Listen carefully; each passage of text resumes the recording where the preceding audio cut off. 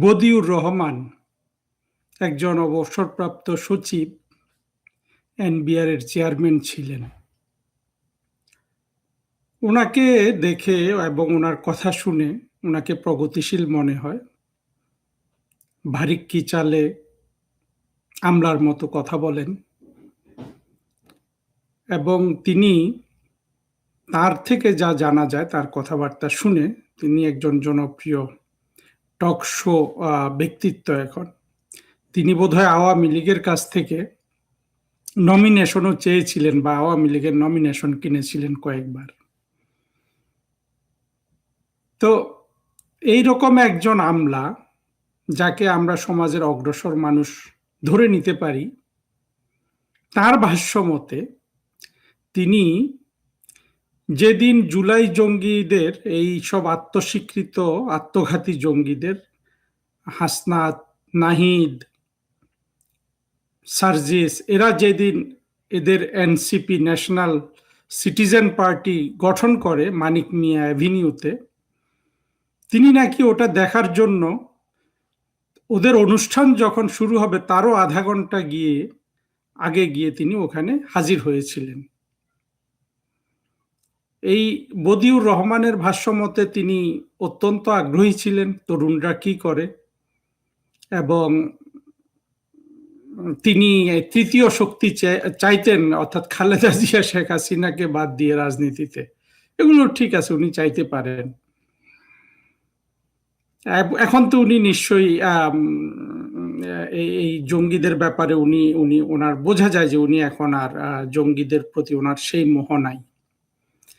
যে জন্য আমি প্রশ্নটা উত্থাপন করলাম সেটা হলো, যদি বদিউর রহমানের মতো একজন মানুষ, যাকে আমরা প্রগতিশীল মনে করি, মুক্তিযুদ্ধের পক্ষের মানুষ মনে করি, তিনি যদি এই জুলাই জঙ্গি উত্থানকালে এটা যে একটা জঙ্গি উত্থান ছিল সেটা বুঝতে না পারেন, এবং এরা যে রাজনৈতিক দল গঠন করেছে এটা যে আত্মঘাতী জঙ্গিদের একটা দল, এবং এদের বাংলাদেশে ওরা যে অপরাধ করে ফেলেছে সেই অপরাধ থেকে ওদের বিভিন্ন রকমের যে বেঁচে যাওয়ার, অর্থাৎ সার্ভাইভালের যে প্রশ্ন, তারই বিভিন্ন ক্রিয়া প্রতিক্রিয়া ছিল এই এনসিপি পার্টি গঠন। এটা যদি বদিউর রহমান বুঝতে না পারেন, তাহলে বাংলাদেশের আরো যেসব সাধারণ মানুষ এই জুলাই জঙ্গি উত্থানটাকে বুঝতে পারেনি, তাদেরকে আমরা কি দোষ দিব? হ্যাঁ, এইখানে যারা জুলাই জঙ্গি উত্থানের সহযোগী হয়েছে জেনে শুনে, যেসব পাকিস্তানি সেকুলার, মতিউর রহমান, মাহফুজ আনাম, দেবপ্রিয় ভট্টাচার্য, নুরুল কবির, বা এইভাবে আরো যত আছে, সেই মরে যাওয়া বদরুদ্দিন উমর, এদের কথা বাদ দিলাম। তারা তো জেনে বুঝেই এটা সহযোগী হয়েছে শেখ হাসিনার প্রতি তাদের ঘৃণার কারণে।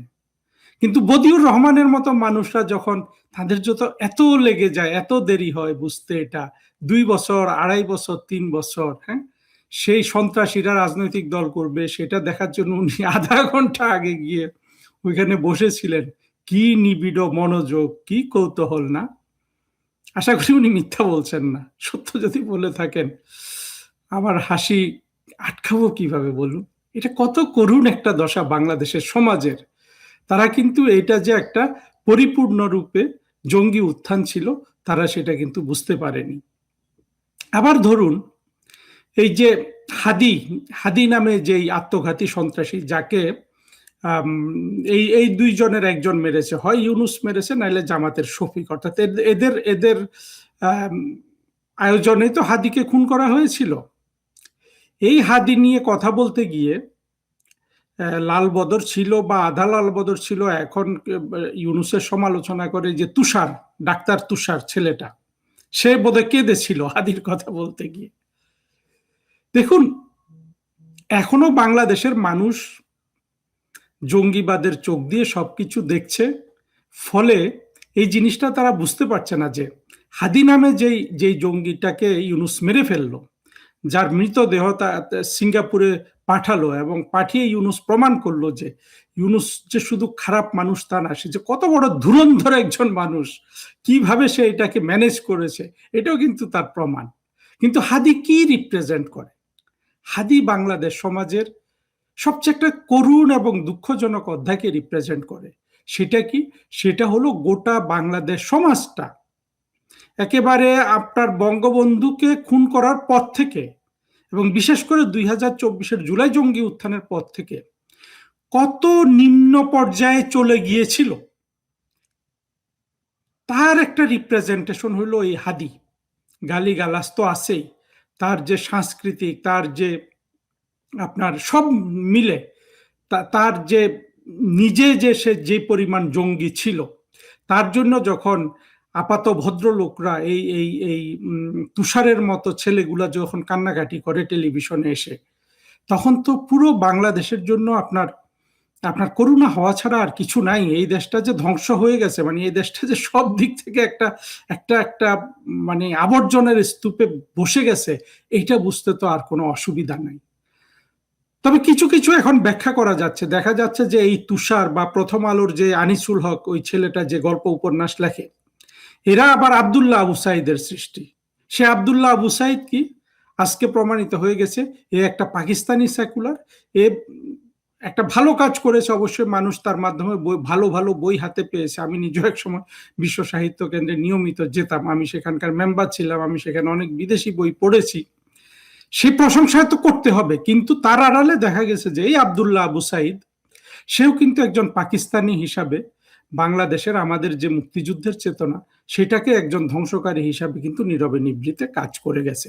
এবং তারই প্রোডাক্ট হলো এই এই এই তুষার বা এই যে যারা যারা কান্নাকাটি করছে, আনিসুল হক, এমনকি আমাদের ফরেন সেক্রেটারি ছিল মিজারুল কায়েস।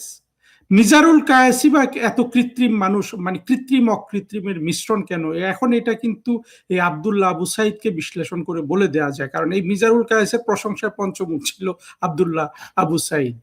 অনেকেই এদেরকে আমরা কিন্তু ধরতে পারিনি সমাজে, এরা যে আসলে ভালো কাজের আড়ালেও এরা যে ক্ষতিকারক, বাংলাদেশের মুক্তিযুদ্ধের একটা বিরোধী লোক ছিল, সেগুলো এখন ধীরে ধীরে পরিষ্কার হয়ে যাচ্ছে। রুদ্র সাইফুল নামে একজন সাংবাদিক বেশ বড় একটা প্রবন্ধ লিখেছে এর ব্যাপারে, আবদুল্লাহ আবু সাইদের ব্যাপারে। আপনারা কেউ কেউ পড়েছেন, যা হোক, কথা বাড়াতে চাই না।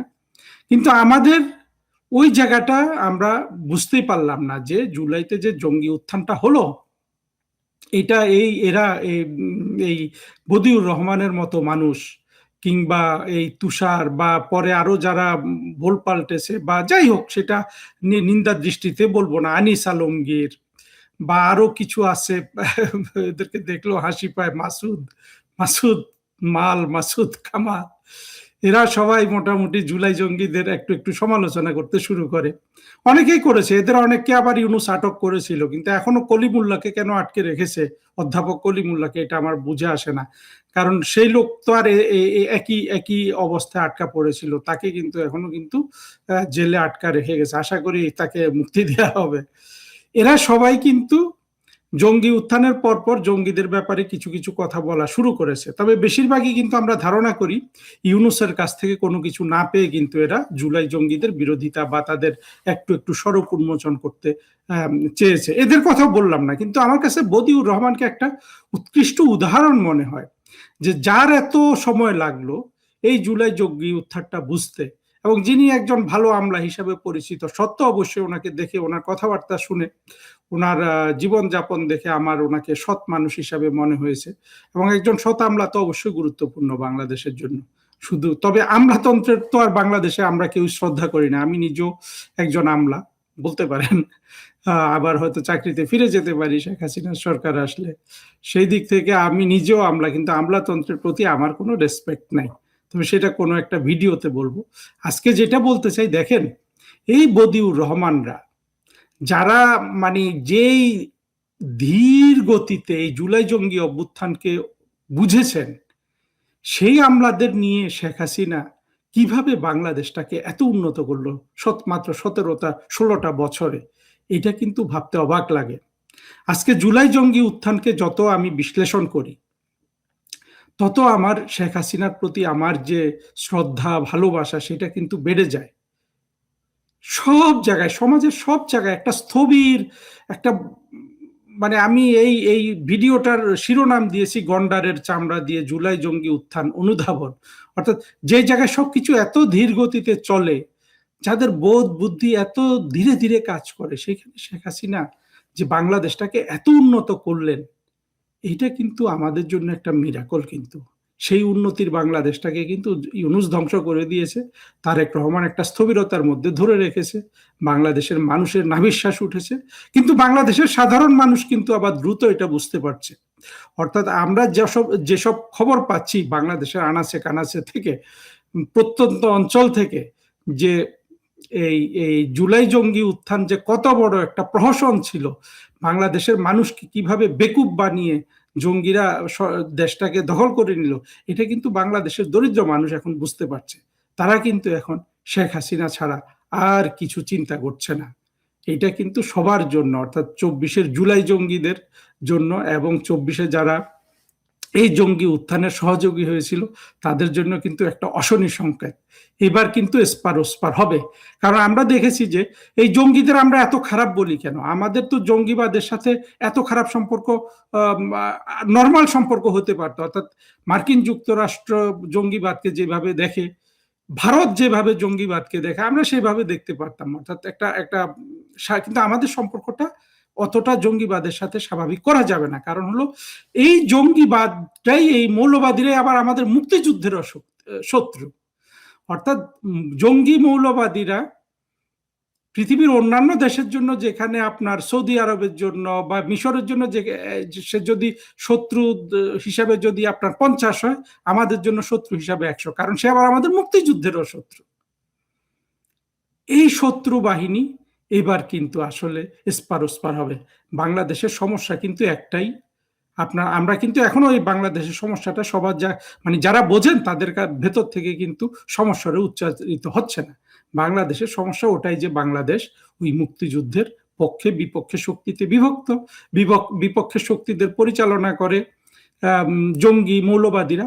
এরা 75-এ বঙ্গবন্ধুকে খুন করে আপনার একবার মুক্তিযুদ্ধের প্রতিশোধ নিয়েছে, মুক্তিযুদ্ধ করে বাংলাদেশ স্বাধীন করার জন্য।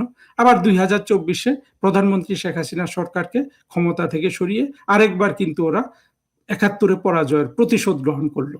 তা আমরা কি ওদেরকে বারবার এইসব প্রতিশোধ নেওয়ার সুযোগ করে দিব? এবারে তো মুক্তিযুদ্ধের পক্ষের মধ্যে একটা ঐক্য গড়ে উঠবে যে না, আর বারবার আরেকবার এদেরকে পরাজিত করার সুযোগ করে দেয়া যাবে না। ফলে সেইভাবেই কিন্তু সব ব্যবস্থা এখন হবে। আপনারা এটাই দেখবেন, একটু অপেক্ষা করুন।